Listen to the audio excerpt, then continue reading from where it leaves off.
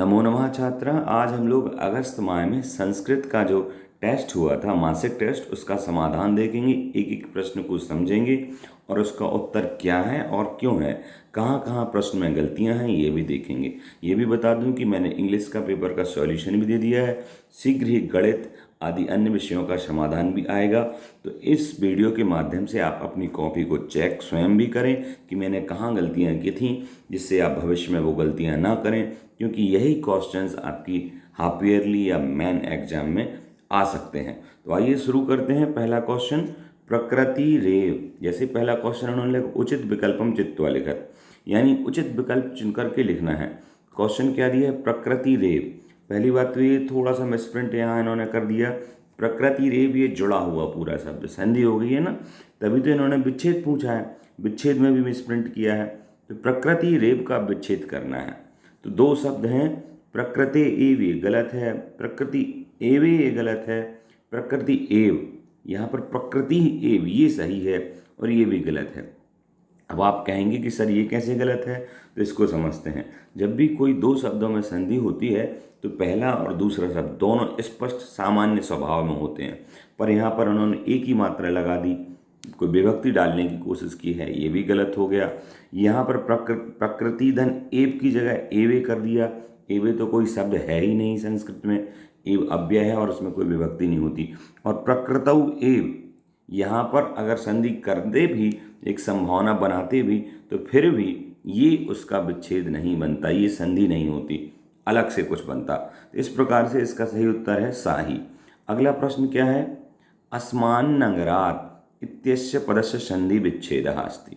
इसके पहले एक सूचना दे दूं कि आपको इस शिक्षा चैनल के माध्यम से ऑनलाइन आपका एक पेपर होगा, जिसमें आपको मोबाइल में ही पेपर की लिंक आएगी, आपको टिक करना है और अपने आंसर को सबमिट करना है। और यह मध्य प्रदेश पर लेवल पर होगा। जो फर्स्ट सेकंड थर्ड आएगा उसको गूगल पे के माध्यम से इनाम भी दिया जा सकता है। तो जो क्लासेस इस शिक्षा चैनल पर आपकी क्लास की पढ़ाई जाएंगी, उन्हीं के आधार पर टेस्ट होगा, तो आप ज्वाइन कर सकते हैं। अब देखते हैं, अस्मान नगरात इत्यस्य पदस्य संधि विच्छेद अस्ति। फिर से संधि विच्छेद पूछा है। तो अस्मान नगरात में बोल ही रहा हूँ, अस्मात धन नगरात शब्द है और इसका संधि अस्मान नगरात हो जाता है।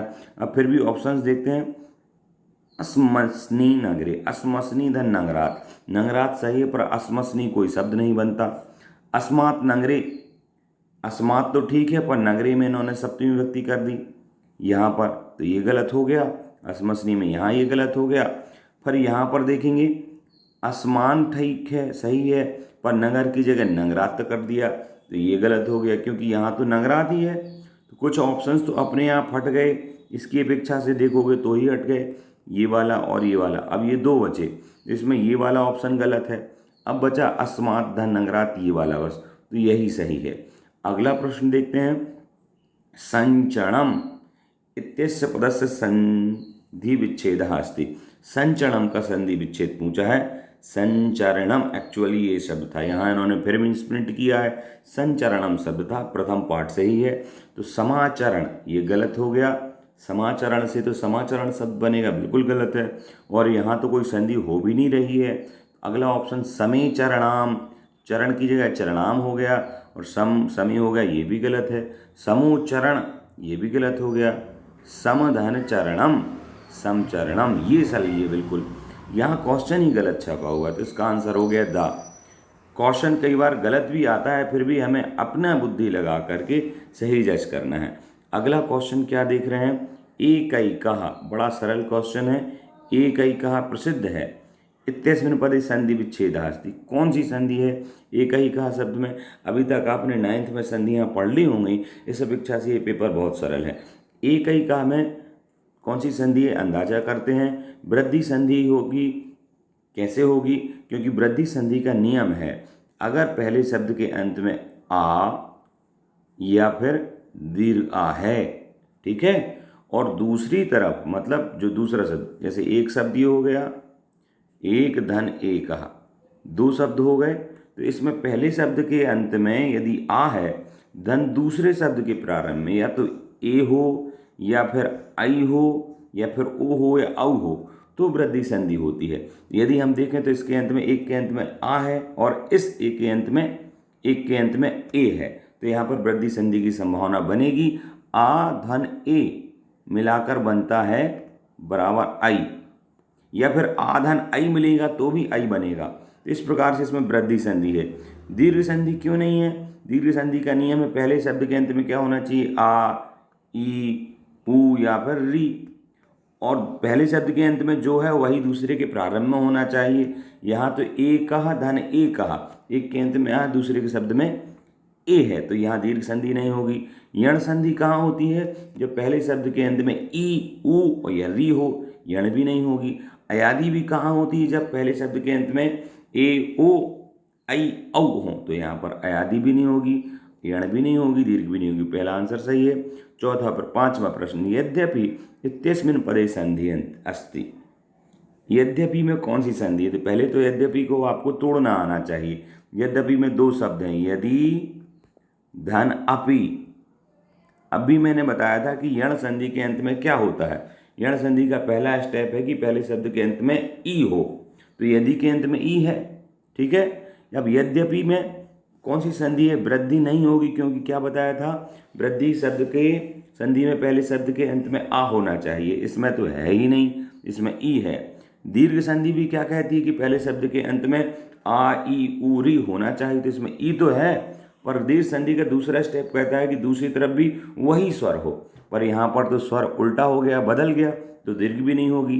यण संधि इसमें लग रही है, क्योंकि यण संधि का पहला स्टेप है ई, ऊ, री हो और दूसरी तरफ कोई भी स्वर हो, पर स्वर हो, तो यहाँ पर यण होगी। व्यंजन तो होगी ही नहीं, क्योंकि दोनों तरफ स्वर हैं, तो इसका उत्तर होगा यण। अगला प्रश्न है, समलम इत्यस्मिन् पदे समासः अस्ति। समलम, इसमें समास कौन सा है? तो तत्पुरुष समास है क्या? तत्पुरुष समास वहाँ होता है जब दो शब्द स्पष्ट दिख रहे हों और पहला शब्द अव्यय भी ना हो, और फिर पहले शब्द में 2 से लेकर 6 तक 7 तक कोई विभक्ति हो। तत्पुरुष यहाँ पर नहीं है, ठीक है। द्विगु समास संख्या पहले होनी चाहिए, तब द्विगु होता है, तो द्विगु भी नहीं है। द्वंद्व समास कहता है कि 2 शब्द स्पष्ट हों और दोनों समान रूप से हों, तो यहाँ पर 2 शब्द नहीं है स्पष्ट रूप से, एक अव्यय दिख रहा है, सा अकेला है। फिर अव्ययी भाव समास है, यहाँ पर स्पष्ट है, क्योंकि अव्ययी भाव समास में सहित शब्द की जगह सा का प्रयोग करके शब्द बना दिया जाता है। तो जैसे इसका विच्छेद होगा, मलिन सहितम समलम, ऐसा शब्द बना। अब प्रश्न आया 7, नवमालिका इत्यस्मिन् पदे समासः अस्ति। नवमालिका में देखते हैं, नवमालिका, यहाँ पर 2 शब्द हैं, न मालिका, और वो भी कैसी मालिका? नव मतलब नई। तो कर्मधारय समास होगा क्या? बिल्कुल होगा। कर्मधारय समास कहता भी है कि जब हाँ एक शब्द की दूसरी शब्द विशेषता बताए, जैसे नीलोत्पल, उत्पल मतलब कमल, तो कमल की विशेषता क्या है? वो नीला कमल है। तो वैसे ही यहाँ पर मालिका पुल, तो मालिका की विशेषता क्या है? कि वो नौ है, इसलिए बन गया नौ मालिका। तो कौन सा समास होगा? कर्मधारय समास होगा। बहुब्रीहि क्यों नहीं होगा? क्योंकि बहुब्रीहि कहता है जब कोई नया अर्थ निकले, यहाँ बहुब्रीहि नहीं होगा। द्विगु समास संख्या पहले होनी चाहिए। तत्पुरुष समास कहता है कि 2 स्पष्ट हों शब्द और उन दोनों में विभक्ति आदि संबंध हों। और फिर तत्पुरुष समास में उत्तर पदार्थ प्रधान भी होता है, ठीक है, इसमें तो पूर्व ही पदार्थ प्रधान है। हरित तरुणाम इत्यस्मिन् पदे समास विग्रह, देखो ये कठिन क्वेश्चन है, एक अपेक्षा से शुरुआत में ही विग्रह ही पूछा है। तो हरित तरुणाम इत्यस्मिन् पदे मिसप्रिंट है, कौन सी विग्रह है? समास विग्रह। तो हरिता चाहिए तरवे गलत हो गया, हरिता ये विसर्ग रखना था। हरिते चे यही तरवे, ये गलत हो गया। हिरतो लिख दिया, यहाँ पर भी हिरता लिख दिया, तो बाद के 2 ऑप्शन तो गलत हैं ही, ये गलत हैं। पर यहाँ पर जैसे पहला ऑप्शन देखें तो यहाँ पर तरवे ये गलत हो गया, यहाँ पर हरिता होना चाहिए था, पर उन्होंने हरिते लिख दिया और यही लिख दिया। तो सिंपल सा इसका है, हरिता चाहिए तरवा। 4 ऑप्शन इसमें गलत हो रहे हैं, तो आपको अपने दिमाग से सही ऑप्शन लिखना था। परीक्षा लेने वाले ने आपकी परीक्षा ले ली कि आप सही लिख पाते हैं कि नहीं। फिर भी ये 4 ऑप्शन गलत है, थोड़ा सुधार करके आपको नया ऑप्शन लिखना था। अगला प्रश्न है, कज्जल मलिनम इत्यस्मिन् पदे समासः अस्ति। कज्जल मलिनम, इस पद में कौन सा समास है? तो स्पष्ट रूप से देखो, कज्जलम एवं मलिनम, यहाँ पर कर्मधारय समास है, तो कज्जलम एवं मलिनम, यहाँ पर ये ठीक है। पर यहाँ पर देखो कज्जलम में माँ हलंत नहीं, तो ये गलत हो गया। इसमें भी माँ हलंत नहीं, ये गलत हो गया। ये भी गलत हो गया क्योंकि मलिनम है और यहाँ मलिने लिख दिया। मज्जलऊ लिख दिया तो ये भी गलत हो गया। स्पष्ट दिख रहा है, ये गलत, ये गलत, क्योंकि यहाँ मज्जल है, यहाँ पर एक ही मात्रा है। फिर कज्जल मलिनम, मालिनम लिख दिया, ये भी गलत हो गया। तो एक ही ऑप्शन बचा आ, ये सही है। अगला प्रश्न, धृत सुख संदेशम इत्यस्मिन् पदे समासः अस्ति। द्विगु समास पहला, धृत सुख संदेशम, इसमें समास कौन सा है? तो द्विगु समास है क्या? द्विगु समास कहता है कि पहले संख्या होनी चाहिए, तो क्या यहाँ पर संख्या है पहले में? नहीं है, धृत सुख संदेशम में कोई संख्या नहीं है। फिर आया कर्मधारय समास, कहते हैं एक शब्द विशेषता बताया, दूसरा विशेषण हो, तो ये भी यहाँ एक नया विशेषण बता रहा है, नया विशेषता बता रहा है। द्वंद्व समास में दो शब्द हों, बराबरी क्यों हो, दो संज्ञा हो, ये भी यहाँ नहीं है। बचा बहुब्रीहि समास। बहुब्रीहि समास कहता है जब कोई नया अर्थ निकले, तो यहाँ नया अर्थ निकल रहा है, कैसे? एक ये धृत सुख संदेशम, यानी धारण किया गया है सुख का संदेश जिसके द्वारा, धृतः सुख संदेशम येन, तृतीय कोई अन्य व्यक्ति का अर्थ निकल रहा है। जैसे मैं कहूँ धारण किया गई है चिट्ठी जिसके द्वारा, तो वो हो गया डाकिया। ऐसे ही सुख का संदेश जिसने धारण किया है वो क्या हो गया? धृत सुख संदेशा, वो व्यक्ति। तो नया अर्थ निकला, इस अपेक्षा से इसका अर्थ समास होगा बा, बहुब्रीहि समास। अगला प्रश्न देखते हैं, अत्र जीवनम दुर्भम अस्ति, यहाँ पर जीवन दुर्भय है, कठिन, दुर्भय मतलब कठिनम। तो इत्यस्मिन् पदे अव्ययमति, इस पद में अव्यय क्या है? इस पद में अव्यय है, जीवन है, अत्र है, दुर्भम है, अस्ति है। तो ये अत्र नॉर्मली स्पष्ट रूप से सब जानते हैं कि अत्र यहाँ पर अव्यय है। अगला प्रश्न देखते हैं, कुछ लोग दुर्भम भी सोच सकते हैं, दुर्भम में दुर्पसर्ग पूर्वक वह से दुर्भम बना, मतलब कठिन है। अगला प्रश्न, पर्यावरण से संरक्षण एवं प्रकृति आराधना, नहीं आराधना था पर मिसप्रिंट हो गया। अब समझते, पर्यावरण का संरक्षण ही आराधना है। इत्यस्मिन् पदे अव्ययम् अस्ति, पूजा है, पर्यावरण का संरक्षण ही उसकी पूजा है। प्रकृति आराधना मतलब प्रकृति की पूजा है, ठीक है। तो इसमें अव्यय कौन सा है? यहाँ एवं लिख दिया, एव है एक्चुअली यहाँ पे, यही इसका उत्तर है। पर्यावरण आराधना प्रकृति अव्यय नहीं है। अव्यय एक टॉपिक हम पढ़ेंगे तो उसमें आप ये समझ जाएंगे अव्यय को कैसे पहचानना। 10 मिनट की क्लास है ये बस, कि कैसे पहचाने कि अव्यय क्या है, और लगभग 2 नंबर का प्रश्न आ जाता है पेपर में। अगला प्रश्न देखते हैं, सदा समय से सदुपयोग करणीय। सदा समय से सदुपयोग करणीय मतलब हमेशा समय का सदुपयोग करना चाहिए। इसमें अव्यय क्या है? समय एक नाम है, सदुपयोग एक क्रिया है, सदा एक अव्यय हो गया, और करनी भी एक क्रिया है। अव्यय ना तो कोई नाम होता है ना ही कोई क्रिया होती है, तो सदा यहाँ पर अव्यय हो गया। अब अगला प्रश्न देखते हैं, वनम इति शब्द से पर्याय पदम लिखत।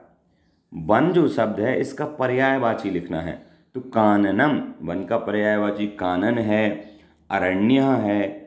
परंतु अवेला, अवेला मतलब समय का उल्टा अवेला, बुद्धिमती, ये सब कोई भी पर्यायवाची नहीं है। बुद्धिहीना इति शब्द से विपरीतार्थकम पदम लिखत। बुद्धिहीन का उल्टा लिखिए, बुद्धिहीन मतलब बुद्धि से रहित। उक्त्वा मतलब कह करके नहीं। अवेला मतलब फिर से उल्टा हो गया समय का। बुद्धिमती तो बुद्धिहीन का बुद्धिमती, पश्चात मतलब बाद में ये भी नहीं होगा, इस प्रकार से होगा। निर्मलम इति शब्द से विलोम पदम लिखत। निर्मल मतलब मल से रहित, स्वच्छ। निर्मल का विलोम पद हुआ क्या? समल, सुकर, अनंत या शांत, तो इसका होगा समलम। अगला प्रश्न देखते हैं, अस्ति इत्यस्मिन् पदे वचनम अस्ति। अस्ति में कौन सा वचन है? अस्ति शब्द बना अस धातु से। अस्ति स्तः सन्ति, ऐसे बहुवचन होगा सन्ति। तो अस्ति में तो एक वचन ही है, द्विवचन होगा इसका स्तः, बहुवचन होगा सन्ति, और कोपिना तो ऑप्शन ही नहीं है, तो अस्ति में एक वचन है। अगला प्रश्न, वसति इत्यस्मिन् पदे धातु अस्ति। वसति में दृश्य धातु बिल्कुल नहीं है, क्योंकि दृश्य धातु से बनता है ऐसे तो पश्यति, ये ध्यान रखना, दृश्य धातु के रूप जब चलते तो बनता पश्यति, पश्यता, पश्यन्ति। वश धातु में वश ही धातु, वसति में वश धातु है पर उसका सा हलंत रहता है, इन्होंने मिसप्रिंट कर दिया, यही इसका आंसर सही है। हंस में हस्ती बनता है, लिख में लिखति बनता है, ये ऑप्शन नहीं है। अगला प्रश्न, श्रुत्वा इत्यस्मिन् पदे प्रत्यय अस्ति। श्रुत्वा इस पद में कौन सा प्रत्यय है? तो श्रुत्वा में तुमुन प्रत्यय बन के बनता है श्रोतुम। शत्रु प्रत्यय बन के बनेगा, अंत में आधाता आएगा। ठीक है, सानच में श्रूयमाण, इस तरीके से। कित्वा प्रत्यय से श्रुत्वा बना, तो इसमें सुन करके द ऑप्शन सही है। ठीक है, अगला प्रश्न 20, तस्य इत्यस्मिन् पदे विभक्ति अस्ति। तस्य, कस्य, तस्य में कौन सी विभक्ति? प्रथमा नहीं है, राम के रूप देख लीजिए, रामः नहीं है। द्वितीया में राम के रूप में रामम होता है, तो द्वितीया भी नहीं है। राम के रूप की षष्ठी देखेंगे तो होता रामस्य, तो तस्य में षष्ठी हो गई। सप्तमी भी इसमें नहीं, इसका उत्तर हो गया षष्ठी में, इसका उत्तर हो गया सा। इस प्रकार से हमने 20 क्वेश्चन देखे।